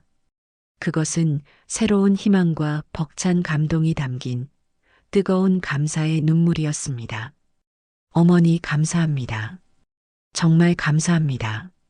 저희에게 이런 기회를 주셔서 평생 잊지 않겠습니다. 어머니 이름에 누가 되지 않도록 정말 최선을 다하겠습니다. 두 사람은 제게 큰 절을 올렸습니다. 저는 그들의 절을 받으며 비로소 우리 가족의 길고 길었던 겨울이 끝나고 따스한 봄이 찾아왔음을 느꼈습니다. 우리는 이제 각자의 자리에서 하지만 같은 곳을 바라보며 함께 걸어갈 준비를 마친 진정한 의미의 새로운 가족이 되어 있었습니다. 시간은 강물처럼 흘러 어느덧 계절이 4번을 갈아입었습니다. 제가 아들 내외에게 청춘 쉼터 2호점의 문을 열어준 지 꼭 1년이 되는 날이었습니다. 그동안 세상은 참 많이도 변했습니다. 그리고 제 아들과 며느리는 세상 그 무엇보다도 더 많이 변해 있었지요. 강 건너 대학가 젊음의 열기로 가득한 골목에 자리 잡은 2호점은 이제 그 동네의 명물이 되어 있었습니다. 1호점이 투박하지만 정겨운 시골 할머니의 밥상 같은 곳이라면 2호점은 세련되면서도 따뜻한 젊은 엄마의 브런치 카페 같은 분위기를 풍겼어요. 이 모든 것은 전적으로 며느리 진아의 감각 덕분이었습니다. 진아는 예전의 허영심을 버리고 자신의 재능을 오롯이 청춘들을 위한 공간을 꾸미는데 쏟아부었습니다. 그녀가 고른 파스텔 톤의 벽지, 아늑한 조명, 그리고 구석구석 놓인 작은 화분들은 지치고 불안한 아이들의 마음을 어루만져주는 마법과도 같았습니다. 저는 가끔 예고 없이 2호점을 찾아가곤 했습니다. 그곳에서 저는 제가 알던 며느리가 아닌 완전히 새로운 사람을 만나곤 했어요. 어느 날 오후 제가 찾아갔을 때 진아는 카페처럼 꾸며진 휴게 공간에서 한 여학생과 마주 앉아 있었습니다.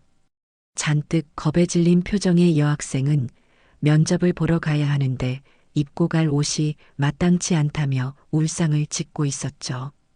예전에 진아라면 아마 속으로 자기 관리도 못하는 애라며 혀를 찼을지도 모릅니다. 하지만 지금의 진아는 달랐습니다. 울지 말고 잠깐만 기다려볼래? 진아는 부드럽게 아이를 다독이더니 어디론가 급히 달려갔다 왔습니다. 그녀의 손에는 자신이 예전에 입던 거의 새 것과 다름없는 세련된 정장 한 벌이 들려 있었어요. 이거 아마 너한테 잘 맞을 거야. 내가 아끼던 옷인데 너처럼 예쁜 아이가 입으면 더 빛날 것 같네. 이거 입고 가서 기죽지 말고 당당하게 너를